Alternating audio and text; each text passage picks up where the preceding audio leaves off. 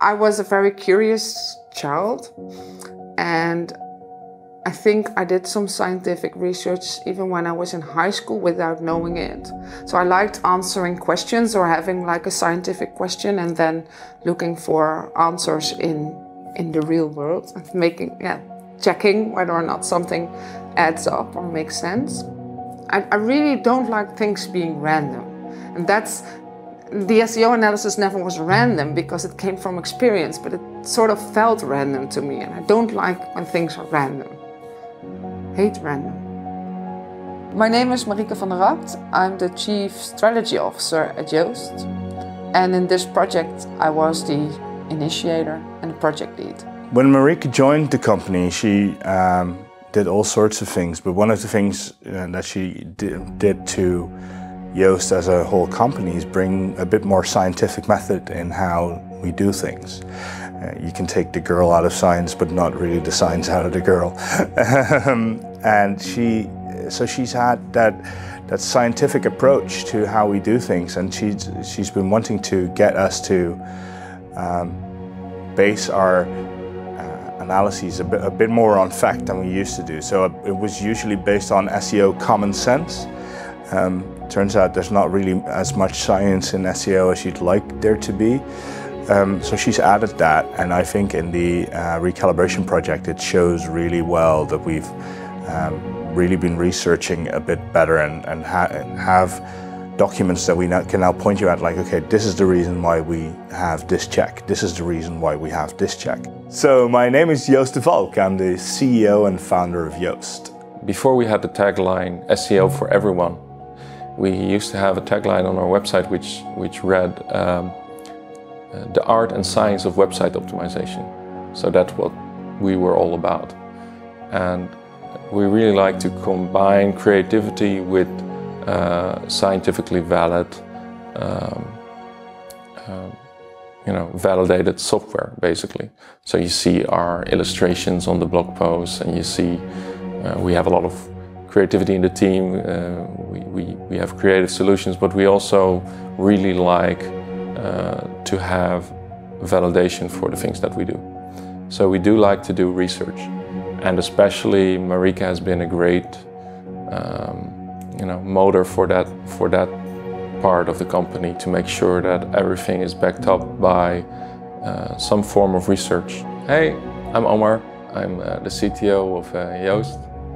I think for me the recalibration project really is a means that we may have a whole makeover of our SEO analysis to make sure that we ditch the old checks that we don't really need anymore in today's world, and to have new checks that are relevant to the way how search engines work these days. I'm Manuel, and for the recalibration project I did both research into SEO checks as well as the implementation of the code.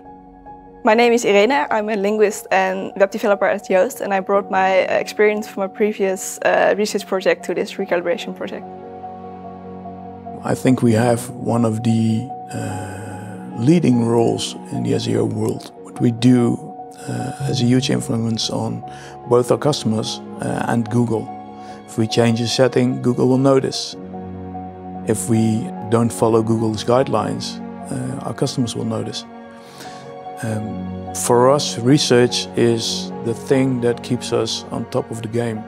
I'm Michiel, I'm COO at Yoast. I've been working with Yoast for many years. The SEO analysis is actually the most famous feature in our plugin, and it checks whether or not your text is well optimized for the search engines. So the plugin, for instance, analyzes whether or not you use your focus keyword enough and whether or not your images are well optimized. So, and the checks give the user feedback on how to improve the text. So the SEO analysis has been a core feature of the plugin for many years now, but the recalibration project was initiated to critically evaluate all of these checks. So the recalibration project is a project where we really try to scientifically gather evidence of the things that we've been saying for years. So the initial Yoast SEO settings were things that we gathered from my experience and from LinkDex, who we originally took the SEO analysis code from. And then we'd been adapting that as our experience evolved over time, but we'd never really done any scientific research into like, okay, what do we know for sure? This is not the first time this has happened. The first time something like this has happened was when we created the readability analysis. That's when we actually invented or made the readability analysis, and we made a project of that, and we were really thorough in which checks we wanted to put in there and which ones we didn't. But then we did it in the process of creating that feature. So in creating our readability analysis, we did it on the basis of a scientific backing like this.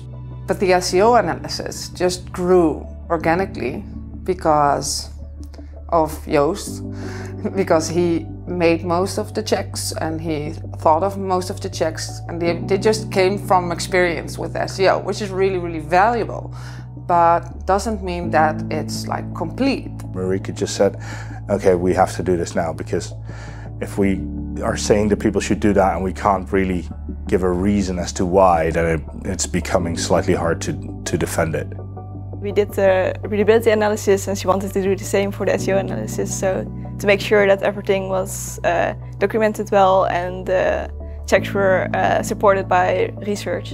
It takes a lot of time to do this way, and I think when you look at what we know about SEO, there is very little scientific proof. So, and there's no like scientific, you can't study SEO at university. So, and that's what we found out when we started doing research. So in the readability part, there's a lot of research, because people are researching texts from, I think the Romans were researching texts on how to write a decent text. And for the SEO, that's just not there. So we had linguists, we had developers, we had consultants, and mixing those up just gives you really nice insights in what we want to do and what can actually be achieved. It gives a great dynamic in these meetings, and you're able to just move on real quickly. So when we're working together in our recalibration team, we had the linguists/developers at one side, and on the other side we had the SEO consultant. And there was a really nice interaction between the two teams.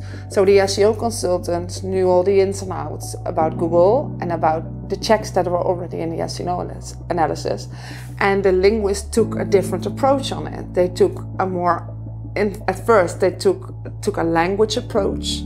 So they started thinking about the length of focus keywords and what to do with that.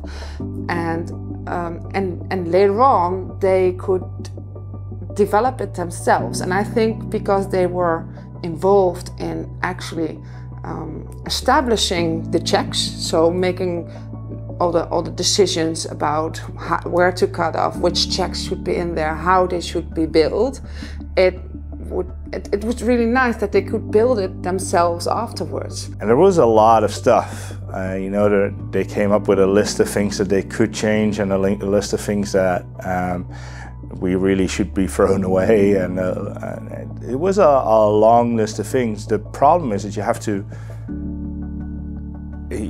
because it has to give a rating, it has to be pretty firm in like, this is the border of what's good and this is not good. So it has to be pretty opinionated, and getting there is sometimes hard, even when you have the scientific background. So it were a couple of fierce discussions between the team, myself, and all the other stakeholders involved in the company. And we looked up all kinds of SEO resources, all kinds of literature on SEO. A challenge here, of course, is that SEO is a very fast-changing field, so things that might have been valid 1 or 2 years ago might not be valid now, so you really want to only look at resources that are very new and still valid. So that, that really involved digging into everything we could find on the internet, all the good reputable sources on SEO, and exploring where we still had potential to improve our own analyses. We started to look into all the scientific and other sources, because I pretty much suspected that scientific literature would be scarce, so also other blogs, things, and look into to what extent we could account for the checks we now have in Yoast SEO. So we set those boundaries, so how many keywords you have to use in your plugin in a certain amount, and we wanted to know whether or not there was any literature that could account for these checks, for these measurements. So that was the first thing. And then the other thing was to make kind of a benchmark, so what other tools were doing, and maybe we could learn from these tools. And then the third thing was to see whether or not all the checks which were now into Yoast SEO should be in the new version. Because Google changed, everything changed. Maybe some of the checks would be outdated and could be dissolved. I think the thing that made me most happy in the recalibration project is that we didn't find anything that made our original SEO analysis completely wrong. So I was a bit scared that we would find out that there was no evidence whatsoever for one of these checks, or that they would even be crazy, but that's not true. So we did make some changes, but in the large part, the experience we had as SEOs in the SEO industry did suffice. It was sufficient enough to make that plugin. I think we can account for it better now. We even made some really nice improvements on it. The one I'm most fond of myself is the added check for keyword distribution. So we no longer just check for how often you use the keyword, and you could use it 5 times in the first paragraph and you'd be okay. Now we actually tell you to use the keyword more evenly distributed among your text, so that we can give you a bit of a better text to deal with that keyword density, and to basically make you write better text than you did before. Some checks have disappeared and some new ones are showing up. So the overall experience remains the same, but you have to take more checks into account when they're writing their next blog post. So with the recalibration project in place now, I think we can now explain every single check a lot better than we could before. So we can have a discussion. And because we have okay, so this check is based on this and this and this, then people can come in and say, okay, we can look at that and we can change it or not. Our plugin is open source, but it means more than just having your code being open source. We also want to make sure that all the rationale, all the reasoning we had behind making our checks the way they are is open too. So we don't want our plugin to be a black box where people just see some results and don't know why they're there. And we really want people to be able to understand why we check the things we do and why we do the things we do the way we do it. Did the recalibration project, and we really focused on the SEO analysis, but while doing that, we also set some other things in motion. So that's where synonyms are added to our plugin, and we'll soon have morphology as well, which means that our plugin will be able to recognize singular and plural forms. So if you want to rank for the word link, then our plugin will also notice when you use the word links or the word linking even. So these developments, so the recalibration project enhanced those kinds of developments, and I think our plugin will get much better in helping people to write really awesome and SEO-friendly text. As for research and where my research aspirations will go, I'm not sure. I hope that we will do more of these kinds of projects in which we actually take a step back and look at what we are doing and make sure that we can account for all the choices we make. Now we have a document which can serve as a basis for development. We can keep iterating, we can keep researching, we have a concrete thing to reevaluate. This recalibration project is one of many to follow. We did this now, but we will always make sure that our end users will be able to just make the best website possible in terms of content and SEO optimization.